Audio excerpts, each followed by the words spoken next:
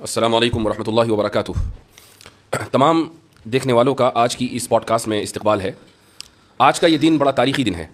ابھی چند گھنٹے پہلے ہم کانسٹیٹیوشن کلب سے یہاں پہنچے ہیں اور تقریباً 10 لاکھ سے زائد لوگ چند گھنٹوں میں ایک ایسی ڈیبیٹ آلریڈی دیکھ چکے ہیں کہ جس میں اس تصور کو واضح انداز سے ثابت کیا گیا ہے کہ خدا موجود ہے، ہمیشہ سے موجود ہے اور ہمیشہ موجود رہے گا. اور آج کی اس ڈیبیٹ سے یہ پتہ چل گیا ہے کہ ایتھیسٹک ورلڈ ویو دلائل کے معاملے میں کتنا بینک کرپٹ ہوتا ہے. مفتی شمائل احمد عبداللہ ندوی اور اسی طریقے سے مشہور ملحد اور لیریسسٹ جاوید اختر کے درمیان یہ جو ڈیبیٹ ہوئی ہے، اس کا لوگوں کو شدت سے انتظار تھا اور بہت بڑی تعداد میں لوگ ڈس اپوائنٹ اس معنی کر ہوئے ہیں کہ میں خود یہ سمجھ رہا تھا کہ شاید کچھ مضبوط دلائل ایتھیسٹ کی طرف سے آئیں گے اور ملاحدہ شاید کوئی نئی دلیل پیش کر پائیں گے. ہم اس میدان میں ایک عرصے سے کام کر رہے ہیں اور میں ہمیشہ یہ دعوے کے ساتھ کہتا آ رہا ہوں کہ الحاد بغیر کسی دلیل کے ایک بے بنیاد عمارت کے اوپر کھڑا ہوا ہے اور الحمدللہ یہ بات پھر ثابت ہوئی. اسی طریقے سے ایک اور بات جو میں اکثر و بیشتر کہتا ہوں اور شاید لوگوں نے یہ بات کہتے ہوئے مجھے سنا ہوگا کہ تقریباً 70 to 80% کیسز میں الحاد کی وجہ مینٹل ٹراما ہوتی ہے اور شاید یہی وجہ جاوید اختر صاحب کے تعلق سے بھی کہی جا سکتی ہے اور اس کی ایک وجہ ہے. یہ کوئی انہوں نے ڈھکی چھپی بات نہیں کہی ہے، اس لیے اس کو ریویل کرنے میں کوئی حرج محسوس نہیں کرتا ہوں. ڈیبیٹ سے پہلے جب ہماری جاوید صاحب سے ملاقات ہوئی تو انہوں نے ہم سے یہ کہا کہ بھائی مجھے آپ اس بات پہ قائل کر دیں کہ 8 سال کی عمر سے لے کر آگے تک جو میں نے مختلف مصیبتیں جھیلی ہیں تو کیا خدا مجھے ریکمپنسیٹ کرے گا یا نہیں کرے گا. اس سے اندازہ ہوتا ہے کہ جو بچپن میں مینٹل ٹراما کا وہ شکار ہو گئے تھے تو یہی وجہ ہے کہ وہ اس کو جسٹیفائی نہیں کر پائے اور خدا کا انکار کر بیٹھے. ڈیبیٹ کون جیتا کون ہارا یہ ایک الگ موضوع ہے، لیکن میں سمجھتا ہوں کہ تمام کے تمام لوگ اس بات کے اوپر متفق ہوں گے کہ ایسے تمام لوگ ہماری دعاؤں کے مستحق ہیں. میں دعا کرتا ہوں کہ خدا تعالیٰ جاوید صاحب کو ہدایت دے، وہ اس دنیا سے ایمان کا کلمہ پڑھ کر جائیں اور خود دوسروں کے لیے بھی وہ ہدایت کا سبب بنے. جہاں تک آج کی ڈیبیٹ کا تعلق ہے تو مفتی شمائل احمد عبداللہ ماشاءاللہ آج کے دن کے ہیرو ہیں. تو سب سے پہلے تو میں آپ کو مبارکباد دیتا ہوں کہ اللہ تعالیٰ نے آپ کو یہ توفیق دی ہے کہ آپ یہ وحدانیت کا اور خدا کے وجود کا مقدمہ دنیا کے سامنے پیش کریں. تو ایک بار پھر مبارکباد اور اب آپ کچھ اپنے کلمات کا اضافہ کیجیے. جزاکم اللہ خیراً. اللہ تعالیٰ آپ کو جزائے خیر عطا فرمائے. میں آپ کا بھی شکریہ ادا کرتا ہوں اور اس کے علاوہ ہمارے جتنے مسلمان ہیں بھائی بہن جنہوں نے ہمارے لیے دعائیں کی ہیں اور بڑا اہتمام کیا تھا اس ڈیبیٹ کے پہلے. تو بس اللہ کے فضل کے بعد آپ حضرات کی محنتوں اور توجہ اور دعاؤں کا ہی نتیجہ ہے کہ جو کچھ میں کہہ سکا. یہ بات آپ نے بالکل صحیح کہی کہ ہم نے ایکسپیکٹ نہیں کیا تھا کہ جناب جاوید اختر صاحب وہی باتیں کریں گے جو اکثر کرتے آئیں، بلکہ ہم نے یہ سوچا تھا کہ شاید کوئی اکیڈمک انداز میں ڈسکشن ہوگی. اور میں نے تو یہ ارادہ کیا ہوا تھا کہ کئی سارے آرگیومنٹس میں وہاں پہ پیش کروں گا، صرف آرگیومنٹ آف کنٹینجنسی نہیں. لیکن انہیں کنٹینجنسی ہی سمجھ میں نہیں آ رہی تھی تو اسے سمجھانے میں ہی جو ہے 2 گھنٹے گزر گئے. تو الحمدللہ بہرحال جو ہوا اللہ کا فضل رہا اور اللہ کا فضل ہے کہ حق بات سامنے واضح آ گئی اور اللہ سے دعا گو ہوں کہ اللہ انہیں بھی ہدایت دے. ماشاءاللہ اس ڈیبیٹ سے کئی ساری ایسی چیزیں ہیں یا نتائج ہیں کہ جن کو بڑا خوش آئین کہا جا سکتا ہے. مثلا ایک بات تو یہی کہ بڑے مضبوط انداز سے الحاد کے خلاف یہ مقدمہ قائم ہوا ہے. دوسرا جو اس کا بڑا پازیٹیو نتیجہ نکلا ہے وہ یہ کہ شاید ابھی تک لوگ یہ سمجھتے آ رہے تھے کہ یہ جو ٹی وی ڈیبیٹ کے اوپر پیڈ مولانا سو کالڈ مولانا جاتے ہیں جن کا کام سوائے چیخنے چلانے کی کچھ نہیں ہوتا اور ان کو ٹی آر پی اس لیے چونکہ چینلوں کو ٹی آر پی چاہیے تو کچھ 5000 کا تھیلا ان کو پکڑا دیا جاتا ہے کہ تم چیخو بندروں کی طرح. تو یہ جو پرسیپشن ہے یہ ختم ہوا ہے اور اس کو بہت پہلے ختم ہونا تھا، لیکن اس ڈیبیٹ نے تو ماشاءاللہ وہ کام کیا ہے کہ اس کا اندازہ لگانا مشکل ہے. جی بالکل صحیح فرمایا آپ نے. بالخصوص ہمارے جو اس وقت ملک کے حالات ہیں، ان حالات میں اس طرح 2 الگ الگ ورلڈ ویو کے لوگوں کا بیٹھ کر رسپیکٹفل انداز میں اکیڈمک انداز میں ایک دوسرے کے ساتھ گفتگو کرنے کی کوشش کرنا، یہ میں سمجھتا ہوں یہ خود میں ایک مائل سٹون ہے اور اس کے ذریعے سے انشاءاللہ آگے بھی راستے ہموار ہوں گے کہ ہم اگر ڈفرینٹ ورلڈ ویو سے تعلق رکھنے والے ہیں تو وائلنس کی ضرورت نہیں ہے، بلکہ ساتھ میں بیٹھ جائیں، چائے پی لیں اور ساتھ میں ایک دوسرے کے ساتھ ڈسکس کر لیں. آپ کو سمجھ میں آئے تو قبول کریں، نہ سمجھ میں آئے تو نہ قبول کریں. یہ بہت اچھی ابتدا ہوئی ہے. ایک جرنلسٹ نے ڈیبیٹ کے بعد مجھ سے آ کر یہ پوچھا کہ یہ جو ڈیبیٹ ہوئی ہے اس کا آپ کیا فائدہ دیکھتے ہیں. تو میں نے اسے یہ کہا کہ کم سے کم انڈیا میں یہ پیغام بڑی مضبوطی کے ساتھ گیا ہے کہ اکیڈمک ماحول میں ان سینسٹیو موضوعات کے اوپر گفتگو ہو سکتی ہے. تو اس نے بڑی شاکنگ بات کہی مجھ سے. اس نے کہا انڈیا کا کیا مطلب، ساری دنیا میں ایسا ہی ہے، ڈیبیٹ ان موضوعات پر ہوتی نہیں ہے. میں نے کہا نہیں آپ غلط ہیں. یورپ میں، امریکہ میں، دنیا کے اکثر ممالک میں ان موضوعات کے اوپر ڈیبیٹس ہوتی ہیں، بڑے ہی اکیڈمک ماحول میں گفتگو ہوتی ہے، دونوں طرف سے دلائل آتے ہیں اور الحمدللہ ہم حق کا جو مقدمہ ہے وہ بڑے واضح انداز سے پیش کرتے ہیں. ایک جرنلسٹ نے مجھ سے بھی کچھ اسی طرح کا سوال پوچھا تھا. اس نے کہا کہ باقی چیزوں کو چھوڑ کر ڈز گاڈ ایگزسٹ پر ہی کیوں بات ہوئی. تو ہم نے کہا کہ بھائی ہمارے نزدیک گاڈ کا ایگزسٹنس جو ہے وہ در حقیقت سب سے بڑا مسئلہ ہے اور گاڈ پر ایمان لانا یہ سب سے بڑا مسئلہ ہے. چونکہ باقی ساری چیزیں سیکنڈری درجے کی چیز ہے. ہمارے لیے ہم اس دنیا میں آئے ہیں، ہماری زندگی کا پرپس جو ہے وہ اللہ کو راضی کرنا ہے، اللہ کی اطاعت کرنا ہے. تو یہ سوال دراصل اس بنیاد پر مبنی ہے کہ آپ اس چیز کو ایک سیکنڈری اور پرائیویٹ چیز سمجھ رہے ہیں اور سمجھ رہے ہیں کہ اس کی کوئی خاص اہمیت نہیں ہے، آپ کو صرف مادی اور مٹیریلسٹک جو ہے ترقی کرنی ہے. یہی ورلڈ ویو دراصل جو ہے مغربی دنیا نے دیا ہے کہ کس طریقے سے لوگوں کو مٹیریلزم میں مبتلا کر دیا جائے. اور الحمدللہ اللہ نے چاہا تو یہ ایک بہت بڑا سبب بنے گا کہ لوگوں کو حق ان تک پہنچے اور سمجھیں کہ ہم اس دنیا میں کیوں آئے ہیں اور ہماری زندگی کا اصل مقصد کیا ہے. ضرور ماشاءاللہ. اچھا ڈیبیٹ میں کچھ ٹاپکس ڈسکس ہوئے اور ویسے تو آپ نے ماشاءاللہ وافی شافی جواب دیا وہاں پر، اور میں سمجھتا ہوں کہ جو شخص 2 گھنٹے کی ڈیبیٹ کو دیکھے گا تو جن موضوعات کا احاطہ کیا گیا ہے ان موضوعات کے اوپر اس کو اچھی معلومات فراہم ہوگی. لیکن چند باتیں ہیں جن کو ٹائم کی لمیٹیشن کی وجہ سے اور جو اس وقت جو وائب رہتی ہے اس میں آپ کو 5 باتیں کہنی ہے, ٹائم کم ہے, اس میں سے 2 باتیں آپ نے کہہ دی اور 3 باتیں رہ گئی, تو اس لیے پوسٹ ڈیبیٹ انالیسس کا یہ فائدہ ہوتا ہے کہ جو بات رہ جائے اس کو بعد میں ذکر کر دیا جائے. جاوید صاحب نے ایک بات کہی اور وہ یہ کہ مذاہب کی تاریخ چند ہزار سال سے زیادہ نہیں ہے, یعنی وہ 7-8 ہزار سال, اور انسان اس سے پہلے کا ہے. اور یہ جو مذاہب شروع کیے ہیں یا تعلیم یافتہ لوگوں نے کیے ہیں, لیکن ساتھ میں انہوں نے جو اس کا ایک چیز ایڈ کی ہے وہ یہ کہ مذہب ایک عرصے تک رہا اور اس کے بعد وہ ختم ہو گیا, پھر دوسرا مذہب آیا, پھر تیسرا مذہب آیا.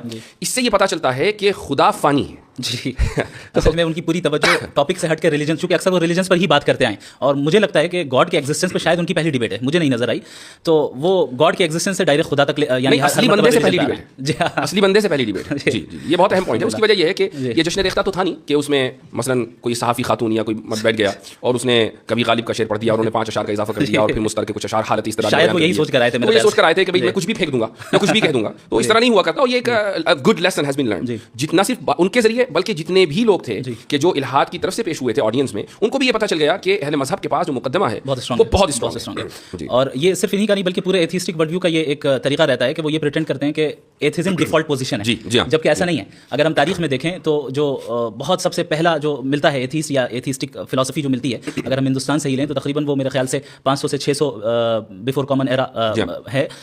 اور اس سے پہلے بھی مذاہب کے ہمارے پاس یعنی ٹیسٹیمنیز موجود ہیں, آثار ظاہر ہوئے ہیں, اور پتہ چلا ہے کہ ان سویلائزیشنز کے یہاں اس سے پہلے سے خدا کا تصور موجود تھا. بلکہ ہر مذہب میں اگر خدا کا تصور ہے, صحیح یا غلط, اس سے قطع نظر, تو اس کا مطلب تو یہ ہوا کہ جب سے مذاہب ہیں تب سے انسانیت اس بات کے اوپر متفق ہے کہ خدا ہے. خدا کی تشریح میں تو اختلاف ہوا, بالکل, یہ تو یونیورسل ٹروتھ ہوا. صحیح. اور جہاں تک ان کا یہ کہنا ہے کہ مذاہب آئے اور چلے گئے, خدا فانی ہو گیا, تو وہ مذہب غلط تھا, اس لیے فنا ہو گیا. اس کا خدا کہاں فانی ہوا؟ خدا تو باقی ہے, صحیح مذہب آج بھی باقی ہے. ہر مذہب فیتھ مانگتا ہے. یہ تو ایسے سردرد والی چیز ہے, پتہ نہیں یہ اس کھول میں مبتلا ہیں, اس سے کیوں نہیں باہر آ رہے ہیں. اصل میں رچرڈ ڈاکنز نے یہ ذکر کیا ہے کہ فیتھ اور بلیف میں فرق ہے. فیتھ وہ ہے جو ارریشنل ہو اور اس کے پیچھے ایویڈنس نہ ہو, اور بلیف یہ ہے جو ایویڈنس بیسڈ ہو, ریشنل ہو, اور خود آپ ایکسپیرینس کر سکتے ہو. تو وہ ان کا اپنا ہے بھی نہیں, انہوں نے وہاں سے لیا اور اس پہ ان کو پورا فیتھ ہے, اس پہ وہ غور نہیں کر رہے ہیں کہ صحیح ہے کہ نہیں ہے. تو وہ ہمیشہ سے ہر ڈیبیٹ میں یہی کہتے ہیں. اس لیے میں نے ان کو واضح کیا کہ بھائی فیتھ صحیح بھی ہو سکتا ہے, غلط بھی ہو سکتا ہے. آپ جو ڈیفینیشن فیتھ کی بیان کر رہے ہیں وہ بلائنڈ فیتھ ہے, اس کو تو ہم بھی نہیں مانتے ہیں. 2 باتیں انہوں نے اور کہی ہیں. ایک بات انہوں نے یہ کہی کہ انسان کی پیدائش رینڈم ہے, اور دوسری بات انہوں نے یہ کہی کہ انصاف انسانی تصور ہے. اس کو کیسے, مجھے یقین ہے کہ آپ نے اس کو بھی جواب دیا تھا, لیکن پھر بھی اس کو تھوڑا سا الیبریٹ کریں. انسان کی پیدائش رینڈم ہے, یہ تو ظاہر ہے کہ ان کے ورلڈ ویو کے اعتبار سے, ہمارے ورلڈ ویو کے اعتبار سے بالکل واضح ہے کہ ہم اس دنیا میں ایک مقصد کے تحت بھیجے گئے ہیں. اب ان حضرات کی طرف سے سوال یہ ہوتا ہے کہ بھائی اگر ہم بھیجے گئے اس دنیا میں تو خدا نے ہم سے پوچھا کیوں نہیں؟ اسی لیے وہ اپنے آپ کو کہتے ہیں کہ ہم رینڈملی آ گئے. تو یہ سمجھنا چاہیے بھائی خدا کا اور انسان کا درجہ کیا ہے. وہ خدا ہے, آپ کا امپلائی تھوڑی ہے جو آپ سے پوچھے گا. تو ہم اس دنیا میں آئے, یہ آپ کو لگ رہا ہے کہ رینڈم ہے, جبکہ ایسا نہیں ہے, ایک مقصد کے تحت آئے. دوسری بات یہ کہ جو رینڈمنس ہے تو اس کا جو پوائنٹ آف ریفرنس ہے وہ ہم ہیں, خدا نہیں. صحیح. یعنی ہمارے لیے ایک انسان کی پیدائش رینڈم ہے, کسی کو پہلے سے پتہ نہیں ہوتا کہ 10 سال کے بعد کون اس دنیا میں آئے گا. ہمیں ایسا لگتا ہے کہ رینڈملی کوئی انسان آ گیا, لیکن خدا کے لیک آف انفارمیشن. ایگزیکٹلی. تو یہ تو آرگومنٹ فرام اگنورینس ہے. آرگومنٹ فرام اگنورینس ہے. اور یہ چیز میں نے اپنے اوپننگ اسٹیٹمنٹ میں بتائی تھی کہ یہ جو یا تو آرگومنٹ فرام اگنورینس ہی ہوگا ان کے جواب کی بنیاد, یا پھر یہ کہ وہ ڈوگمیٹک آنسر دیں گے. انصاف انسانی تصور ہے, یہ تو سمجھ میں آ گیا, وہ آگے پیچھے کرتے رہے. انصاف انسانی تصور ہے, اور انہوں نے کہا کہ نیچر میں انصاف نہیں پایا جاتا ہے. تو میں نے کہا کہ اگر نیچر میں انصاف نہیں پایا جاتا ہے تو اس کا مطلب انصاف کا نہ ہونا نیچرل ہے. تو آپ کیوں اسٹرائیو کر رہے ہیں انسان کو لانے کے لیے, انصاف کو لانے کے لیے؟ اور انصاف اگر لوگوں کا بنایا ہوا ہے تو پھر مسئلہ وہی آبجیکٹو اور سبجیکٹو والا آتا ہے کہ آپ کیسے ڈیسائیڈ کریں گے کہ انصاف اچھی چیز ہے یا بری چیز ہے. آپ کے نزدیک انصاف اس لیے اچھی چیز ہے چونکہ سوشل کنسنسس ہے. تو سوشل کنسنسس تو ایسی چیز ہے جو ہر زمانے میں, یعنی ہر 50 سال 100 سال میں چینج ہو جائے, اس کی تو کوئی گارنٹی نہیں ہے. جبکہ انصاف ایک ایسی چیز ہے جو کہ آبجیکٹیولی مورلی ٹرو ہے, اور جو چیز آبجیکٹیولی مورلی ٹرو ہو, ظاہر ہے کہ اس کے لیے کوئی ایسا فاؤنڈیشن اور اسٹرانگ فاؤنڈیشن چاہیے جو سوشل کنسنسس سے یا پرسنل پریفرنس سے چینج نہ ہو, بلکہ اکراس اسپیس اینڈ ٹائم یکساں رہیں, سیم رہیں. انصاف نیچر میں موجود نہیں ہے اور انسانی تصور ہے, یہ دراصل خدا کے وجود کی دلیل ہے. وہ اس طریقے سے کہ اگر انصاف across the natural world exist کرتا, جانوروں میں ہوتا, شیر پرندوں میں ہوتا, اور پتھروں میں ہوتا, تو آپ یہ کہہ سکتے تھے کہ بھائی دنیا, انسان اس دنیا کا حصہ ہے تو اس میں بھی ہے, لیکن کہیں نہیں ہے, انسان میں ہے, اور انسان ہی مکلف ہے. تو اس سے یہ ثابت ہوا نا کہ یہ بائی ڈیزائن ہے, بائی ایوولوشن نہیں ہے. صحیح. تو یہ ایک بہت مضبوط دلیل ہے جو وہ ہمیں ہمارے ہاتھ میں پکڑا رہے ہیں کہ یہ دلیل آپ میرے خلاف دے دیں. اچھا, ایک اور جو مسکنسیپشن ہے ایتھیسٹ کا, میرے خیال سے اس کو کلیئر کرنا بہت ضروری ہے, اور وہ یہ ہے, اور مجھے اس کا اندازہ ہے کہ اس وقت اس کو کلیئر نہیں کیا جا سکتا تھا چونکہ ہماری جو ڈیبیٹ ہے وہ ایگزسٹنس آف گاڈ پر ہے یا تھی, وہ مذہب کے اوپر نہیں تھی. اور یہ جو مسکنسیپشن ہے وہ یہ ہے کہ اہل مذاہب کے یہاں سوال کو ڈسکریج کیا جاتا ہے, کہا جاتا ہے کہ سوال مت کرو, اور جو لوگ سوال کرتے ہیں وہ ترقی کر کے کہاں تک پہنچ گئے, اور جن لوگوں نے سوال کو ڈسکریج کیا وہ آج کہاں پڑے ہوئے ہیں. تو یہ جو مسکنسیپشن ہے اس کو ذرا کلیئر کیجیے. میں نے وہاں پر یہ بات کہی تھی کہ مذاہب اور ظاہر ہے بالخصوص اسلام سوال کرنے سے ڈسکریج نہیں کرتا ہے, ہاں بیجا سوال کرنے سے ڈسکریج کرتا ہے. تو صحیح سوال اور غلط سوال, کہاں سوال کرنا چاہیے کہاں نہیں کرنا چاہیے, یہ دراصل فرق ملحوظ رکھنا چاہیے.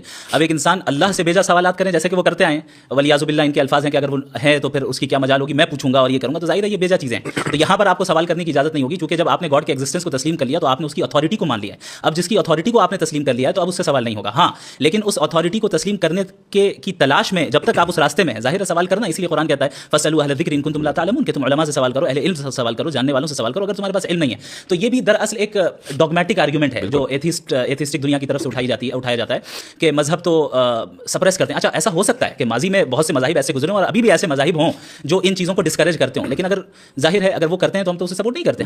ہم تو جو اس مذہب کے قائل ہیں جو صحیح مذہب ہے. جو میں نے بھی کہا کہ اس وقت اس سوال کا جواب اس طریقے سے دینا ممکن نہیں تھا چونکہ ڈیبیٹ ریلیجن پر نہیں ہے, ورنہ قرآن کریم نے واضح طور سے کہہ دیا کہ لا تسألوا عن اشیاء ان تبد لکم تسؤکم. یہ ان تبد لکم تسؤکم کا جو اضافہ ہے وہ خود بتا رہا ہے کہ مطلق سوال سے منع نہیں کیا جا رہا ہے بلکہ ایسے بیجا سوالات سے منع کیا جا رہا ہے جو نقصان دہ ہیں, وہ خود آپ کے لیے نقصان دہ ہیں. تو یہ جو ان لوگوں کی طرف سے ایک مسکنسیپشن پھیلایا جاتا ہے اس کو ٹھیک کرنا بہت ضروری تھا. اسی طریقے سے اگر آپ ہماری ہسٹری کو دیکھیں خدا کی ذات اور خدا کی صفات کے تعلق سے میں سمجھتا ہوں کہ جتنا ڈسکشن ماضی میں ہو چکا ہے بالکل ابتدائی دور میں معتزلہ کے دور میں اور اس کے بعد, تو وہ پورا کا پورا رچ ٹریڈیشن اور کلچر یا کہنے کہ پورا لٹریچر وہ آج بھی ہمارے پاس موجود ہے اور بہت سے کریکلمز میں جو اسلامک ٹیچنگ کے اسلامک اسٹڈیز کے کریکلمز ہیں ان میں پڑھایا جاتا ہے. آپ دیکھیں کہ معتزلہ نے سب سے پہلے صفات کا انکار کیا. کیا آپ یہ کہہ سکتے ہیں کہ بھائی آج کوئی ایسا کر کے دکھا دے؟ بھائی معتزلہ نے اللہ تعالیٰ کی ذات کو صفات سے ڈیٹیچ کر دیا اور کہا کہ اس کی کوئی صفت نہیں ہے, تو کیا ان کی گردنیں مار دی گئیں یا یہ کہا گیا کہ تمہیں سوال کرنے کا حق نہیں ہے؟ تو یہ ایک بہت ہی بڑا دھوکہ ہے کہ جو ان لوگوں کی طرف سے پھیلایا جاتا ہے.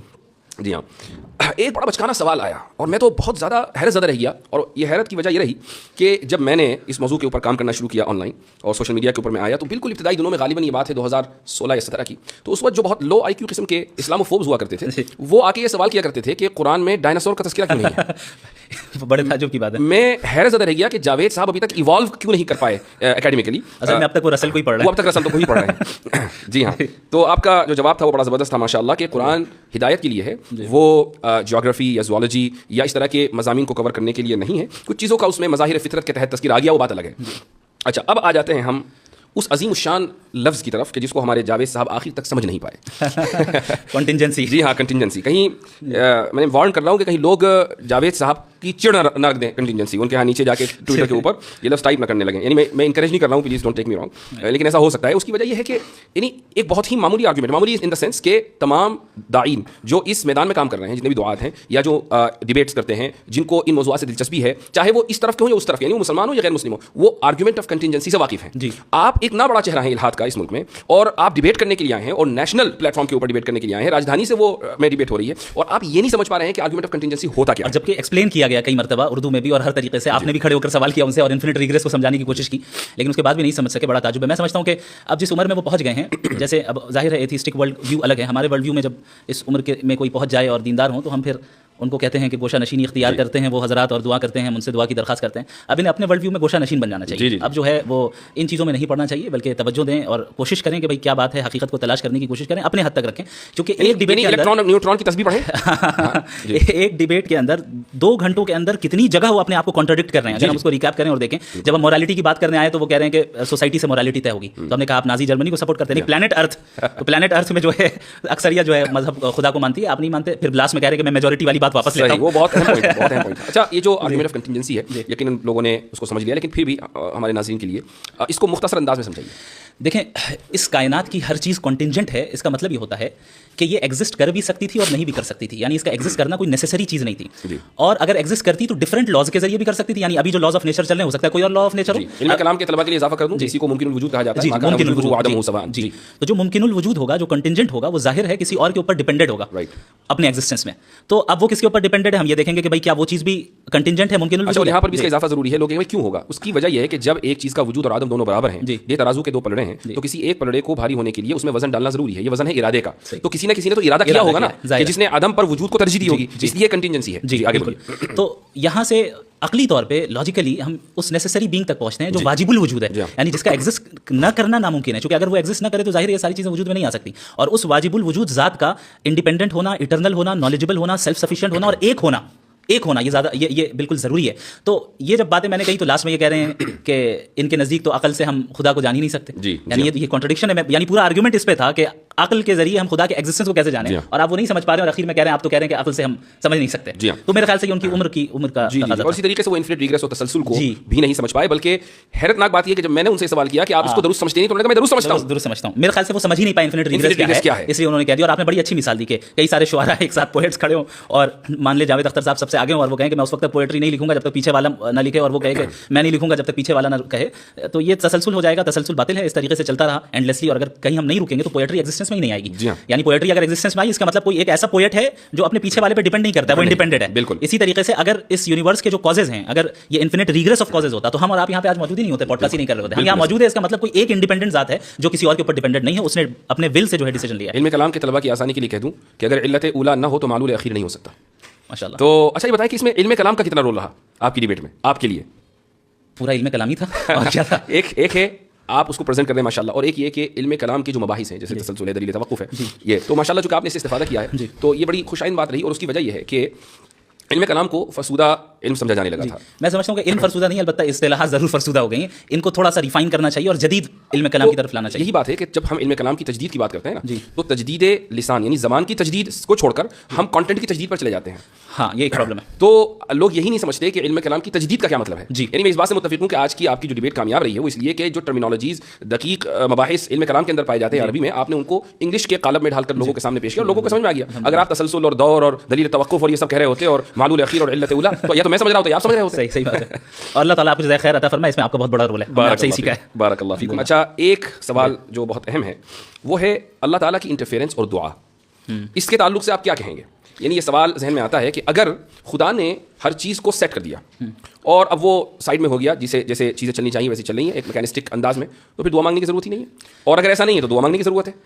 ایسا تو نہیں ہے کہ میکینٹک اسٹائل میں جو ہے یہ دنیا چل رہی ہے, بلکہ اللہ رب العالمین ہر لمحے اس نظام کو چلا رہا ہے اور اس کی تدبیر کر رہا ہے. انسانی زندگی میں بنیادی طور پہ دو قسم کے احوال آتے ہیں. ایک وہ ہیں جن پہ اس کا کنٹرول نہیں ہوتا ہے, اور دوسرا وہ ہے جس پہ اس کا کنٹرول ہوتا ہے. مثال کے طور پہ ہم فری ول کا استعمال کر کے ہم اعمال کرتے ہیں, اعمال کو انجام دیتے ہیں, اب چاہے اچھا عمل کریں یا برا عمل کریں. بہت سے حالات ایسے ہوتے ہیں جہاں پہ ہمارا کنٹرول نہیں ہے. مثلا کوئی حادثہ ہو گیا یا کوئی ایسی چیز آ گئی جسے ہم تبدیل نہیں کر سکتے ہیں, تو وہ براہ راست اللہ کے حکم سے ہوتا ہے. تو دعا کی اہمیت اس لیے بھی باقی رہتی ہے چونکہ وہ حالات بھی ایک طرف ہیں جہاں پہ آپ کا کوئی کنٹرول نہیں ہے اور اللہ کا مکمل کنٹرول ہے. دوسری چیز, جب ہم کوئی عمل اپنے فری ول سے بھی کیوں نہ کر رہے ہوں, اللہ کی توفیق ضروری ہوتی ہے. اس لیے اللہ سے دعا مانگنے کا حکم خود اللہ نے دیا. اور اگرچہ ایسا ممکن ہے کہ اس دنیا میں ہو سکتا ہے کہ ہم جو مانگ رہے ہیں اللہ سے وہ ہمیں اس دنیا میں نہ ملے, لیکن اس کا جو ریوارڈ ملنا ہے وہ اللہ کے متعین ہے. اسی لیے اللہ کے نبی صلی اللہ علیہ وسلم نے دعا کو عبادت قرار دیا. تو ظاہر ہے یہ مستقل ایک عبادت ہے. یعنی بالفاظ دیگر یہ کہا جا سکتا ہے کہ ہم دعا مانگتے ہیں تو اس بات کی کوئی یعنی گارنٹی نہیں ہے کہ وہ دعا اسی انداز سے قبول ہوگی جس انداز سے ہم چاہ رہے ہیں. یعنی ہو سکتا ہے کہ وہ اجر کی صورت میں قبول ہو جائے, ہو سکتا ہے کہ وہ تاخیر کی صورت میں قبول ہو جائے. ایک بات. دوسری بات یہ بھی ہے کہ ہمیں کیا معلوم کہ دعا کس انداز سے قبول ہوگی, یعنی ہمارا کام تو دعا مانگنا ہے, وہ الوائز ہے, ہم الوائز نہیں ہیں. جی. تیسری بات یہ ہے کہ ایک بات شرح عقائد میں لکھی ہوئی ہے, میں تمام لوگوں کے ساتھ اس کو شیئر کرنا چاہوں گا.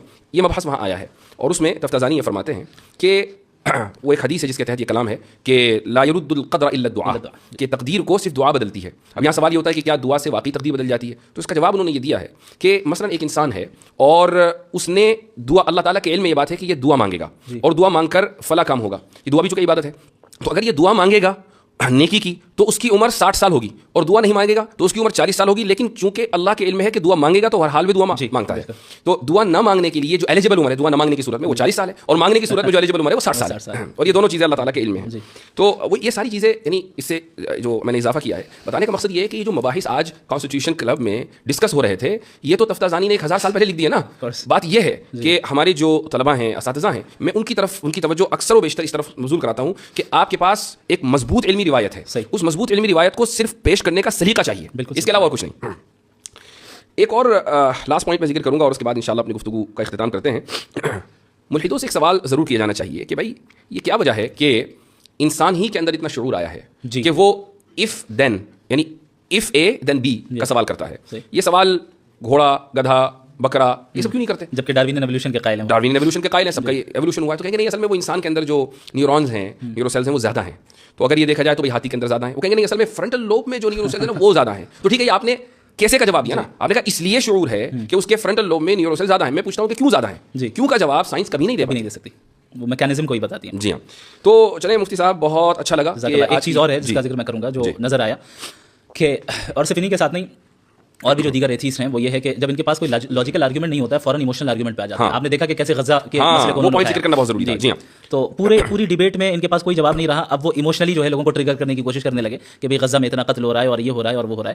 میں نے ان سے یہ سوال کیا کہ بھائی اگر بالفرض مان لیں کہ یعنی خدا نہیں ہے تو آپ بتائیے کہ پھر اس کے ظلم کا اور ان کی سفرنگ کا کیا ہوگا اور آپ کیسے ایول کو ڈیفائن کرتے ہیں. اب وہاں جا کے ان کے پاس کوئی ڈھنگ کا جواب نہیں رہا چونکہ آبجیکٹیولی ایول کا موجود ہونا بھی در حقیقت خدا کے ہونے کی دلیل ہے. باقی ہمارے ورلڈ ویو کے اعتبار سے ہم اس دنیا میں ٹیسٹ کے لیے آئے ہیں, ہمارا امتحان ہو رہا ہے, ہماری آزمائش ہو رہی ہے. کیا صحابہ کرام نے قربانیاں نہیں دی جس طرح آج غزہ کے مسلمان قربانی دے رہے ہیں؟ صحابہ نے بھی دی اور تاریخ اسلامی میں سب نے دی. اور الحمدللہ ابھی بھی جو غزہ میں شہید ہو رہے ہیں وہ دین سے دور نہیں ہو رہے اور دین سے قریب ہوتے چلے جا رہے ہیں. صحیح بات ہے جی. اچھا یہ لوگ یہ سمجھ رہے ہیں بہت سے لوگ یعنی ملحدین میں سے کہ بھائی آپ نے غزہ کی جو جینوسائیڈ ہے اس کو جسٹیفائی کر دیا. یہ اصل میں ان کا اسے کہتے ہیں اسٹرومین فیلیسی کہ جہاں where you misrepresent your opponent. جی ہاں, آپ اپنے سامنے والے کو مس ریپرزینٹ کرتے ہیں. بھائی ہم سے زیادہ اور کون امپیتھی رکھے گا غزہ والوں سے؟ آپ تو ایک ملحد ہیں, ایتھیسٹ ہیں, آپ کے پاس تو مورالیٹی کی کوئی بنیادی نہیں ہے, آپ تھوڑی رکھیں گے. یعنی ان کا جو پورا آرگومنٹ ہے غزہ کے تعلق سے وہ اس مفروضے کے اوپر مبنی ہے کہ چونکہ اللہ تعالیٰ قادر مطلق ہے, پوائنٹ اے. پوائنٹ بی, چونکہ آپ دعا مانگ سکتے ہیں. پوائنٹ سی, تو آپ دعا مانگ کے رکوا دیں. یہ کیوں نہیں کروا رہے ہیں؟ یہ تو سمجھ رہے ہیں کہ آٹومیٹک جیسے بٹن کو دباتے ہیں ویسے ریموٹ کی طرح اللہ کام کرے ولیعوذ باللہ تعالیٰ. پوائنٹ اے قادر مطلق ہے, اس میں کوئی شک نہیں ہے. Point B